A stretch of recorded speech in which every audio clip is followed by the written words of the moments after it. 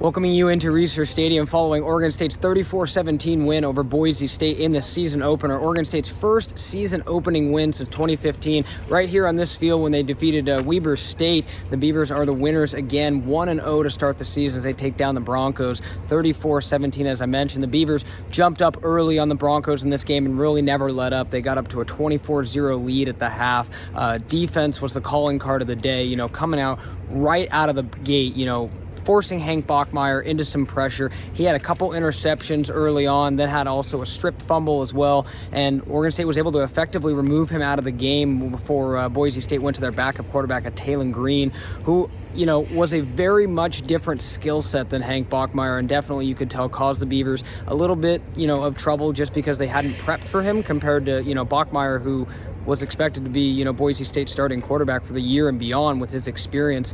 So I think Oregon State forcing those 5 turnovers, 4 from Bachmeier early on in the game really certainly seemed to set the tone for Oregon State's defense. You talk about interceptions from Jaden Grant, Rajon Wright, just impressive plays, and more importantly, the defense itself just came to play today, whether that was, Jaden Grant making a big-time stop at the goal line on the far side behind me to force a fumble when the Beavers were up 17-0 and Boise State was threatening to score. That was obviously big. We talk about Riley Sharp's strip sack of Bachmeier that Oregon State was able to land on and recover. That ultimately was the end of Bachmeier's night. And then offensively, I think we saw a lot of good things from Oregon State's offense early. It kind of tapered off a little bit in the second half. We just got done with the press conference. The coaches and players mentioned that there was a little bit of a lull in the third quarter. A little air popped out of the balloon, so to speak. But the Beavers were able to find their rhythm late and, ultimately were able to come out on top. They allowed Boise State to get some points, the 17 points in the second half, but it never really felt like the game was out of control for Oregon State, despite, them making some mistakes they certainly want to clean up. So in that regard, it's a fantastic game for Oregon State because you win comfortably and there are still issues, that you'd like to get fixed up. A couple notable stats, obviously, Chance Nolan goes 14-23 for 251 yards and 2 touchdowns. He has the 2 interceptions. One was a pretty bad play where he was trying to throw the ball away. He talked about it, owned it in the press conferences, like, I got to be better.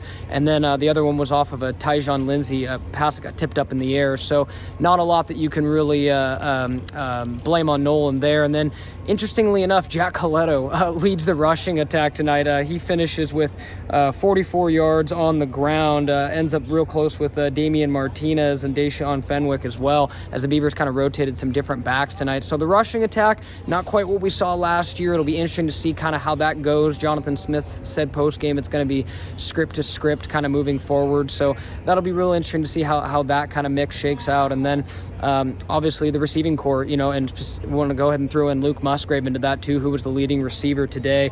He finished with 6 receptions for 89 yards and a touchdown. Luke Musgrave has the ability to be a game changer in this offense. And I think we saw Chance Nolan kind of look for him and find him in great ways today. So all in all, a pretty great win for Oregon State any way you slice it. I mean, there was a lot of happy Beaver fans leaving today, and it's easy to see why. I mean, when your team goes up 24-0, you pitch the shutout at halftime, even though there were maybe a few moments where it got a little close for comfort, the Beavers still felt really confident in this, and obviously, as we mentioned at the beginning of the video, this is their first season opening win since 2015.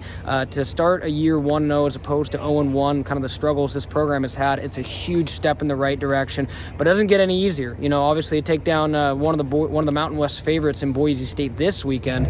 Next week, head down on the road to Fresno to play Jake Haener, Jeff Tedford. All Beaver fans sure do remember him, and Fresno State down there next weekend. So Oregon State will be taking a 1-0 record into Fresno State next week. Again, a lot of good things if you're an Oregon State fan to take away from this game. Chance Nolan was pretty efficient, even though he made a couple mistakes.